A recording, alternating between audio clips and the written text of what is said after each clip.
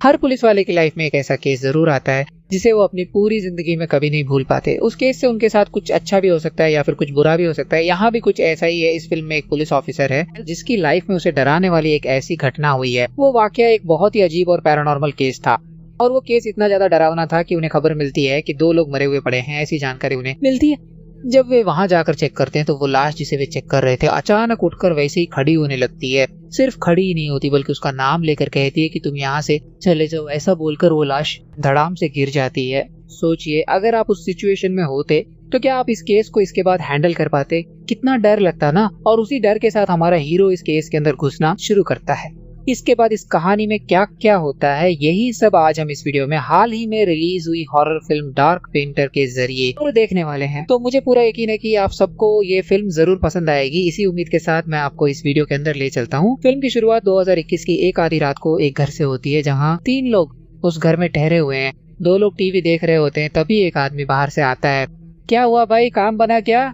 मैंने तो पहले ही कहा था कि तुझसे कुछ नहीं होगा। ऐसी बातें चली रही होती हैं कि अचानक वो अंदर आकर क्या करता है, उसके हाथ में एक पैन है, मतलब एक बड़े डोसा तवा जैसा कुछ है। वो उसे लेकर उसके सिर पर मारता है। तवा सिर के अंदर घुस जाता है और वो वहीं मर जाता है। दूसरा आदमी डर के मारे भाग कर आता है तो वो उसे भी बहुत बेरहमी से मार डालता है। इस तरह 3 लोग यानी उन 2 लोगों की लाशें कोने में पड़ी होती हैं। जिसने इन 2 लोगों का मर्डर किया था वो खुद को नहलाकर उन लाशों के ऊपर बैठ जाता है और फिर 3 लोग जलने लगते हैं। इसके बाद वहाँ क्या हुआ ये दिखाए बिना सीन कट होता है और 2025 में एक गवर्नमेंट ऑफिसर की बनाई एकेडमी में बालचंद्रन नाम का एक पुलिस ऑफिसर दिखता है। ऑफिसर है वहाँ मौजूद बच्चों को एक मोटिवेशन टॉक देने का मन हुआ तो वो कई बातें शेयर करने लगते हैं कि बिना किसी डर के अगर आप एक गवर्नमेंट ऑफिसर होते तो क्या करते। अगर आप रोज खुद से ऐसे सवाल पूछते रहे तो यकीनन आप एक दिन एक बहुत अच्छी पोजीशन पर पहुंच जाएंगे। ऐसी बातें करते हुए जब वो बच्चों से सवाल पूछ रहे थे तभी वहाँ एक लड़का खड़ा हुआ। उसने खड़े होकर पूछा कि सर आप डर के बारे में इतनी सारी बातें कर रहे हैं, क्या आपकी लाइफ में कभी ऐसा हुआ है कि आप किसी चीज से बहुत डरे हों? ये सुनकर वो खामोश हो गए और फिर सोचने लगे। उन्होंने कहा कि सिर्फ एक चीज है जिसके लिए मैं बहुत डरा हूँ। फिर कहानी शुरू होती है। आधी रात का वक्त है। एक घर है और उस घर के सामने खड़े होकर वो सोच रहे हैं कि कुछ दिन पहले यहाँ क्या हुआ था। वो हमें कहानी के अंदर ले जाने लगते हैं। सुबह सुबह दूध के पैकेट डालने वाला एक आदमी बड़े मजे में गाना गाते हुए इस घर में आया। उसने नीचे एक दूध का पैकेट रखा और फिर ऊपर गया। जब वो दूसरा पैकेट रखने गया तो देखा कि घर का दरवाजा खुला है। अंदर लाइट जल रही थी तो उसे लगा कि मामला क्या है और वो अंदर चला गया। तभी एक बहुत ही भयानक अलार्म की आवाज सुनाई दी। उस वक्त पुलिस वाले यानी ये बालचंद्रन अपनी टीम के साथ वहाँ पहुँचना शुरू करते हैं। ऊपर जो कमरा है ना वहाँ 2 लाशें पड़ी हैं। वो इसी की जांच करने के लिए यहाँ आए हैं। वो साथ वाले पुलिस वाले से पूछते हैं इतनी देर से क्या कर रहे थे? बाहर इतनी भीड़ जमा है, एम्बुलेंस को फोन किया या नहीं? पहले ये भीड़ हटाओ, पहले ये भीड़ हटाओ। कहते हुए वो आगे बढ़ते हैं। तभी एक लड़की कुर्सी पर बैठी दिखती है। उसे देखते हुए वो ऊपर जाते हैं जहाँ 2 औरतें थी। एक तो इस घर की मालकिन थी। वो बुजुर्ग महिला सोफे पर मृत पड़ी थी। वो ये सब देख ही रहे थे कि तभी दीवार पर उन्हें कुछ दिखता है। उसे देखते हुए वो खड़े होकर पूछते हैं कि दूसरी लाश कहाँ है? जवाब मिलता है कि वो अंदर वाले कमरे में है। जब वो वहां जाकर दूसरी लाश को देखते हैं तो उसके सीने पर बहुत ही भयानक चोट के निशान थे। लाश खून में लथपथ पड़ी है। उसे देखकर मन एकदम डिस्टर्ब सा हो गया है। आप लोग आखिर कर क्या रहे हैं? एम्बुलेंस आ रही है या नहीं? ऐसा सोचते हुए जब वो एक जगह बैठती है तो अचानक वो लाश जो वहाँ पड़ी थी खड़ी हो जाती है। ये देखकर वहाँ मौजूद सब लोग बहुत डर जाते हैं। आखिर यहाँ चल क्या रहा है? सब इसी कंफ्यूजन में थे कि वो उठकर धीरे धीरे बाहर आने लगता है। उसे देखकर पुलिस वाले से वो कहता है बालचंद्रन यहाँ से चले जाओ और ऐसा कहते ही वो धड़ाम से नीचे गिर पड़ता है और सब लोग एक पल के लिए एकदम सन्न रह गए। कट फिर उसे हॉस्पिटल ले जाया गया। वो एक काफी बुजुर्ग आदमी था और वहाँ कंफर्म हो जाता है कि उसकी मौत हो चुकी है। कम से कम 8 घंटे पहले ही उसकी मौत हो गई होगी। वो दूसरा लड़का था ना वो अभी अनकॉन्शियस है, उसका बचना बहुत मुश्किल है। ऐसी बातें यहाँ। और पुलिस वाले के दिमाग में बस एक ही बात घूम रही थी कि वो मर चुका था, फिर जिंदा कैसे हुआ। इन सब बातों के अलावा उसने मेरा नाम एकदम सही कैसे लिया, चले जाओ, वो बार बार यही कह रहा था। इसके पीछे की वजह क्या हो सकती है ये जानने के लिए उसके दोस्त को पकड़ते हैं। जब उससे पूछते तो वो कहता है सर वो काफी टाइम से डिस्टर्ब था, जब से नए घर में गया था तभी से वो अजीब बिहेव कर रहा था। मैं जो भी कहता वो सुनता ही नहीं था सर, वो बस रोए जा रहा था। पुलिस वाला उसे भेज देता है। साथ ही वो लड़का जो अभी सीरियस कंडीशन में है उसका नाम विघ्नेश है, ये बात भी सामने आती है। कुछ दिन पहले वो एक एटीएम में पड़ा हुआ मिला था। इसे देखकर लोगों ने पुलिस को इन्फॉर्म किया और जब पुलिस ने जाकर चेक किया तो उसने कहा कि मैं अचानक बेहोश होकर गिर गया था। तो वो सीसीटीवी फुटेज अब पुलिस के हाथ लगने लगती है। उसे देखते हुए पुलिस ने उस घर के अंदर से ताबीज जैसी कई चीजें बरामद की हैं। ये सब क्या हो सकता है, ये सोचकर वो उसे गौर से और बार बार रहे थे कि तभी पता चलता है कि ये जो विघ्नेश है, जिसकी हालत काफी सीरियस है, वो एक साइकियाट्रिस्ट से मिला था। उसने उनके पास जाकर कई सेशंस अटेंड किए थे। ये बात अब सामने आती है जब पुलिस उनसे जाकर पूछताछ करती है, तो वो कहती है सर कल मुझे एक बहुत जरूरी काम है, इसलिए मैं आपसे ज्यादा बात नहीं कर पाऊंगी। उसने मुझसे जो भी बातें की और जो भी कंफर्म किया वो सब मैंने इसमें रिकॉर्ड कर लिया है। अगर आप इसे देखेंगे सर तो आपको सब कुछ समझ आ जाएगा। इसके अलावा जब भी मैं उससे बात करती थी, मैंने एक चीज नोटिस की कि वो बहुत ज्यादा डिप्रेस था। वो किसी भी वक्त खुद को नुकसान पहुंचाने वाली स्थिति में था। ये सब सुनकर जब वो वहाँ से निकलते हैं तो गाड़ी में जाते हुए वो उन सारे सेशंस की रिकॉर्डिंग्स को ध्यान से सुनने लगते हैं। कहानी यहाँ से कट होकर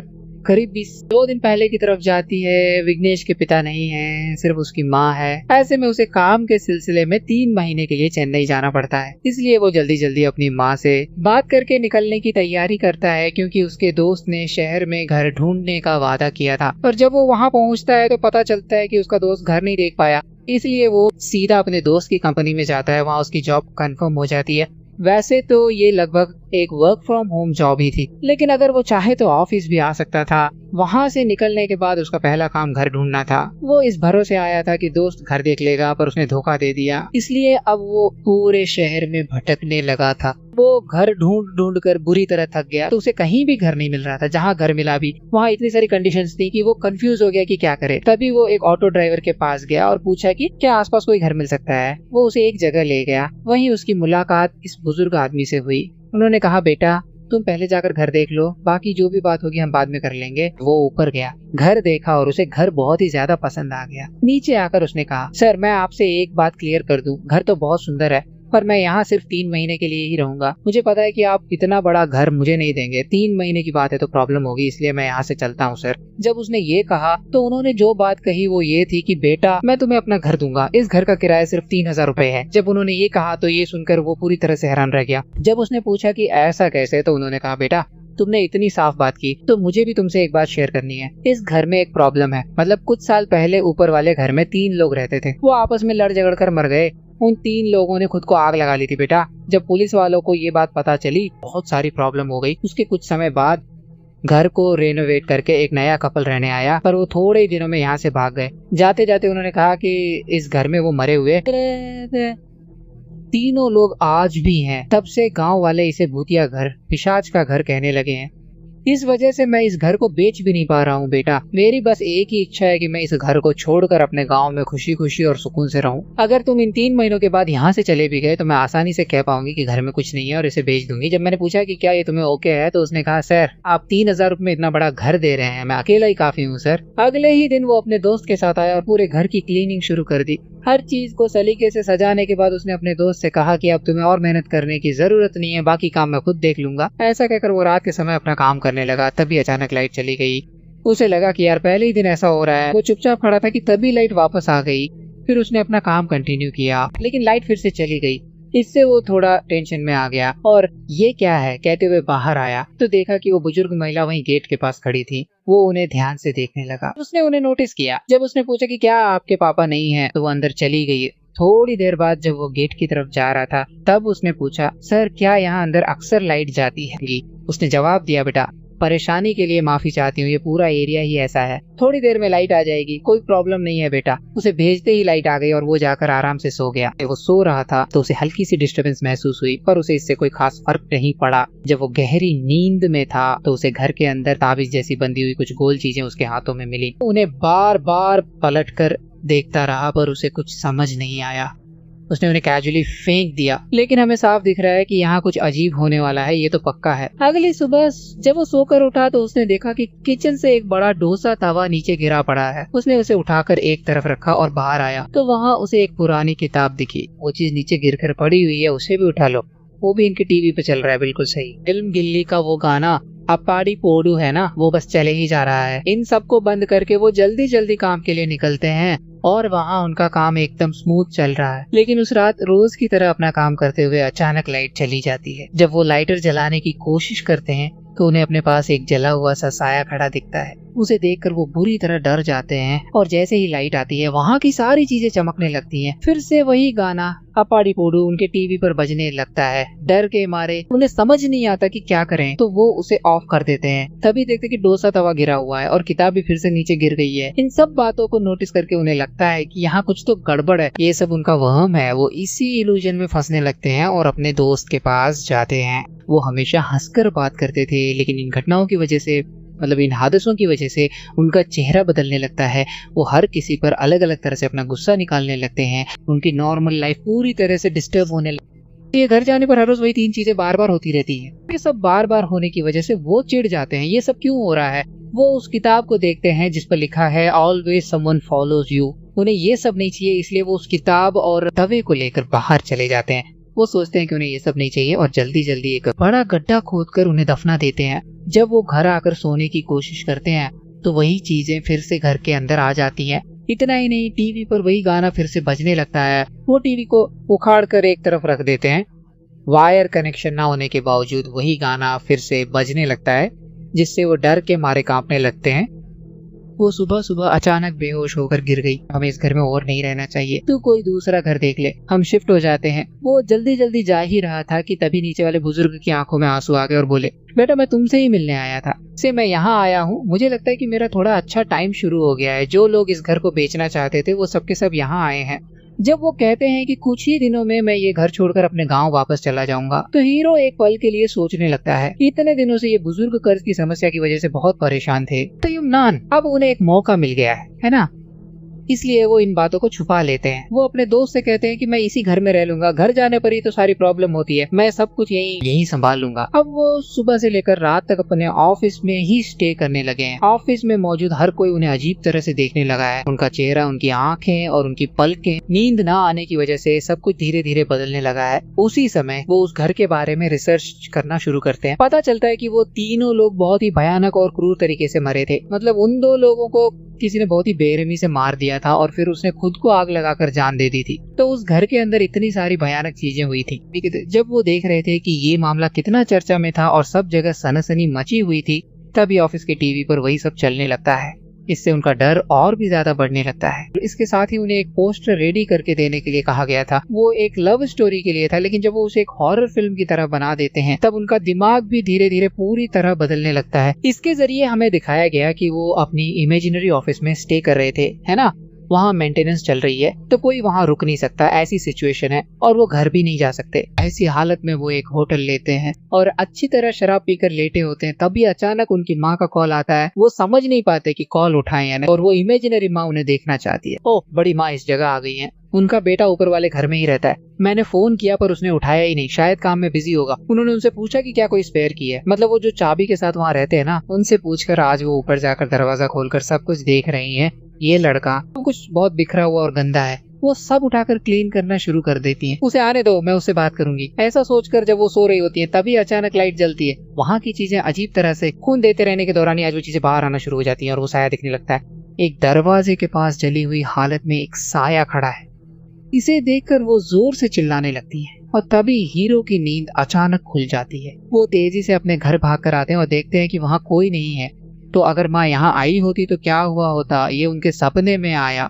वो फौरन माँ को फोन करने लगते हैं। मम्मी, मैं अभी उस तरह के वर्क टेंशन में हूँ, किसी भी वजह से मुझसे पूछे बिना आपको इस जगह पर बिल्कुल नहीं आना चाहिए। ऐसा कहकर वो घर के अंदर सोने के बजाय बाहर यानी छत पर सोने चले जाते हैं। वहाँ उस बुजुर्ग की बेटी है ना, रो रही होती है। ये उसे देखते हैं और उन्हें लगता है कि शायद वो अनकंफर्टेबल महसूस कर रही होगी, तो वो नीचे जाने की कोशिश करते हैं। तभी वो कहती है कि नहीं, आप सो सकते हैं, मैं अभी चली जाऊंगी और उनके सोने के लिए जरूरी सारा सामान दे। वो उन्हें निकाल कर रखती है और पूछती है, क्या पापा ने मेरे बारे में कुछ कहा?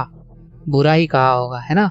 उसके पूछने पर उन्हें पता चलता है कि वो उसके पापा हैं। क्या आप उनकी बेटी हैं? जब वो ये पूछते हैं तो वो कहती है कि क्या मेरे पापा ने सच में मेरे बारे में कुछ नहीं बताया। इस पर वो चुप रहते हैं। फिर जब वो पूछती है कि क्या प्रॉब्लम है तो वो कहती है कि मेरे पापा ने मुझसे बात किए कई महीने हो गए हैं, क्या आप जानते हैं कि इसका असली कारण क्या है? वो जो 3 लोग मरे थे उनमें जो कातिल था उसी ने उस दिन मुझे प्रपोज किया था, लेकिन उस प्रपोजल को ना मानने के गुस्से में उसने उन दोनों को मार दिया और खुद भी मर गया। उसी दिन से इस घर के अंदर कई प्रॉब्लम्स चल रही हैं। मैं इस घर को संभाल नहीं पा रही हूँ। मेरे पापा बहुत ज्यादा परेशान रहते हैं। आपको देखकर मुझे ऐसा लग रहा है जैसे कुछ गलत होने वाला है। आपको इतनी तकलीफ उठाकर यहाँ रहने की जरूरत नहीं है, आप यहाँ से चले जाइए। जब वो ऐसा कहती है तो वो कहते हैं कि नहीं, ऐसी कोई बात नहीं है, मैं देख लूंगा। और जब वो सो रहे होते हैं तो ऊपर से रोज की तरह कीड़े गिरते हुए महसूस होते हैं। जब वो आंखें खोलकर देखते हैं तो एक सड़ा हुआ कुत्ता उन्हें देख रहा होता है और हवा में लटका होता है, जिसे देखकर वो डरने लगते हैं। जब वो आंखें बंद करके खोलते हैं तो कल रात वो छत पर सोए थे ना, आज जब आंखें खोलते हैं तो वो अपने घर के अंदर बिस्तर पर होते हैं। वो तेजी से छत पर जाते हैं जहाँ वो अपना सारा सामान यानी घर को लॉक करके अपनी चाबियां तकिए के पीछे रखी थी वो वहीं होती है। कोई चीज वहीं पर है, लेकिन ये घर के अंदर चले गए हैं। ये सब कैसे हो रहा है ये समझने के लिए जब वो साइकियाट्रिस्ट के पास जाते हैं तो वो पूछते हैं कि इतनी सारी स्लीपिंग पिल्स लेने के लिए आपसे किसने कहा था, आप अपने दिमाग में चीजों को तो चलाना बंद कीजिए, हम इन सब का सॉल्यूशन निकाल सकते हैं, ऐसा कहकर और अगले सेशन में आने के लिए बोलकर सब कुछ देख लेंगे, ऐसा कहकर उन्हें भेज दिया जाता है। तो उस रिकॉर्डिंग में बस इसी घटना तक की डिटेल्स दर्ज हैं। जब पुलिस वाला ये सब सुनकर खत्म करता है तो उसके मन में क्यूरियोसिटी जागती है कि इसके बाद क्या हुआ होगा। ये सब काफी पैरानॉर्मल लग रहा है। वो जल्दी जल्दी उस आदमी से मिलने हॉस्पिटल जाता है, लेकिन जैसे ही वो उसे देखने पहुंचता है वो आदमी अचानक उठकर चिल्लाने लगता है, बालाकृष्णन यहाँ से चले जाओ, बालाकृष्णन यहाँ से चले जाओ। वो बार बार यही शोर मचाता है। वो पागलों की तरह चिल्ला रहा था। साइकियाट्रिस्ट से मिलने के 2 दिन बाद ही ये सब हुआ, जैसा कि साफ लिखा है। हालात बिगड़ने लगे थे और उसे समझ आ गया था कि घर के अंदर कोई चीज है जो उसे डिस्टर्ब कर रही है। ये बात वो समझ गया था ना। इस वजह से वो सड़क पर चलते हुए बेहोश होने लगता है और एटीएम में जाकर रुकने लगता है। ऐसी चीजें उसके साथ लगातार हो रही थी। अगर आप पूछे कि क्या उसका दिमाग स्टेबल था तो जवाब है बिल्कुल नहीं, वो बिल्कुल भी स्टेबल नहीं था। उसी वक्त उसने घर के अंदर एक पेंटिंग बनाने की कोशिश की। तभी अचानक बहुत सारी चीजें हवा में उड़कर इधर उधर गिरने लगती है। वो बहुत गुस्सा हो जाता है और चिल्लाता है, तुम्हें आखिर चाहिए कि एक एक करके चीजें नीचे गिराने के बजाय सब कुछ एक साथ ही नीचे क्यों नहीं रख देते, सब कुछ गिरा दो। तुम चीजें नीचे नहीं गिराओगे तो कहाँ है वो टीवी चलाएगा ना, वो कहाँ है? उसे ये गाना सुनना है क्या? जितना मन चाहे उतनी देर तक सुन लो। ऐसा कहकर जब वो मुड़ता है तो उसकी बनाई हुई पेंटिंग पूरी तरह फट चुकी होती है। इस वजह से वो दीवार पर चित्र बनाना शुरू कर देता है। वो किसी भगवान का रेफरेंस था। जैसे जैसे वो एक एक चीज बना रहा होता है, लाइटें बार बार लगातार जलती बुझती रहती हैं, जल जलकर बंद होती रहती हैं। ये सब वो बुजुर्ग कल्याण देख रहे हैं। अगले दिन सुबह जब वो इस बारे में पूछताछ करने के लिए जाते हैं तब उन्हें पता चलता है कि घर के अंदर इतनी बड़ी मुसीबतें चल रही हैं। वो कहते हैं, छोटे भाई ये सब अगर तुमने मुझे पहले ही बता दिया होता तो मैं तुम्हें यहाँ से खुशी खुशी भेज देता। इस घर को बेचने से ज्यादा मेरे लिए तुम्हारी जान कीमती है। वो ऐसा कह ही रहे होते हैं पर लगता नहीं कि नायक इसे मान रहे हैं। वो कहते हैं, सर बस कुछ ही दिनों की तो बात है, कर लूंगा। जब वो ऐसा कहते हैं तो बुजुर्ग सोच में पड़ जाते हैं, क्योंकि अब तक उन्हें कुछ भी अफेक्ट नहीं हुआ था पर सिर्फ नायक के साथ ही ये सब हो रहा है। तो वो कहते हैं, ठीक है आज रात मैं खुद आता हूँ, देखते हैं आखिर वहाँ क्या चल रहा है। ऐसा कहकर वो शराब की बोतल लेकर नायक से मिलने के लिए चले जाते हैं। जब दोनों साथ बैठकर पी रहे होते हैं तभी अचानक एक आवाज सुनाई देती है। नायक भागकर देखने जाता है तो वो बुजुर्ग नशे की हालत में नीचे गिर गए होते हैं। वो कहते हैं, छोटे भाई मुझे कुछ नहीं हुआ है, बस जरा हाथ पकड़कर उठा दो। और वो जो 3 लोग हैं ना, वो तो बहुत ही बड़े डरपोक हैं यार। मुझे देखते ही वो सब बुरी तरह डर जाते हैं। मैं ठीक 10 बजे के बाद दरवाजा अच्छी तरह बंद करके चला जाता हूँ, इसलिए वो अंदर नहीं आ पाते। कभी कभी तो वो बाहर ही खड़े रहते हैं। वो ऐसी बातें कर रहे होते हैं कि उन्हें धीरे धीरे नींद आने लगती है।